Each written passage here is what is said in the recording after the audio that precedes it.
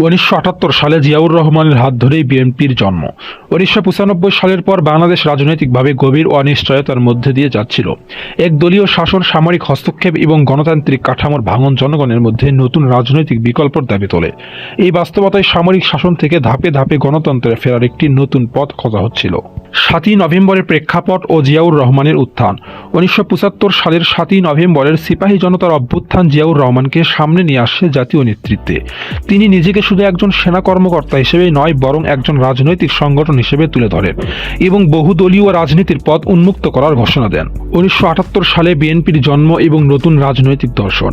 1978 সালের 1 সেপ্টেম্বর জিয়াউর রহমান জাগদল বিলুপ্ত করে প্রতিষ্ঠিত করে বাংলাদেশ জাতীয়তাবাদী দল বিএনপি। দলটি গড়ে ওঠে ডান, বাম ও মধ্যপন্থীদের সমন্বয়ে। এর কেন্দ্রীয় দর্শন ছিল বাংলাদেশী জাতীয়তাবাদ, যা স্বাধীনতার পর একটি নতুন রাজনৈতিক পরিচয় হিসেবে আত্মপ্রকাশ করে। বিএনপির 5 মূলনীতি ও জনভিত্তি গঠন। বিএনপির রাজনীতির ভিত্তি ছিল আল্লাহর উপর বিশ্বাস, গণতন্ত্র, জাতীয়তাবাদ, সামাজিক সুবিচার এবং উৎপাদনমুখী রাজনীতি।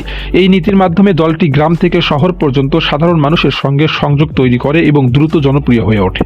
এরপর 1979 সালে নির্বাচন, ক্ষমতায় আসে বিএনপি। 1979 সালের জাতীয় সংসদ নির্বাচনে বিএনপির নিরঙ্কুশ বিজয় অর্জন করে।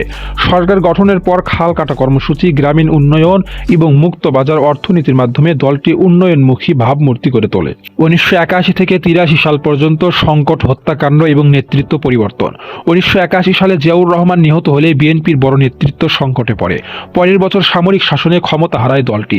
এই সংকটময় সময়ে 1983 সালে বেগম খালেদা জিয়া রাজনীতিতে সক্রিয় হয় এবং ধীরে ধীরে দলের নেতৃত্ব গ্রহণ করেন।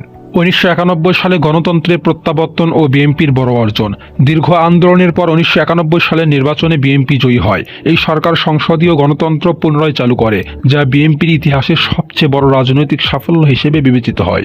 2001 থেকে 2006 সাল পর্যন্ত 4 দলীয় জোট ও দ্বিতীয় শাসনকাল।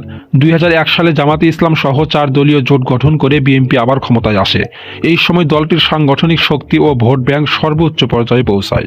2006 সালের পর আন্দোলন, মামলা ও টিকে থাকার লড়াই। 2006 সালের পর বিএনপি দীর্ঘ সময় ক্ষমতার বাইরে থাকে। রাজনৈতিক মামলা, আন্দোলন ও সাংগঠনিক চাপের মধ্যেও দলটি রাজপথে সক্রিয় থেকে নিজেকে প্রধান বিরোধী শক্তি হিসেবে ধরে রাখে। বিএনপি আজ অতীতের উত্তরাধিকার, ভবিষ্যতের লড়াই। 4 দশকের বেশি সময় ধরে বিএনপি বাংলাদেশের রাজনীতিতে এক অবিচ্ছেদ্য নাম। উত্থান পতন পেরিয়ে দলটি আজও ক্ষমতায় ফেরার লক্ষ্যে গণতান্ত্রিক আন্দোলনের কথা বলছে।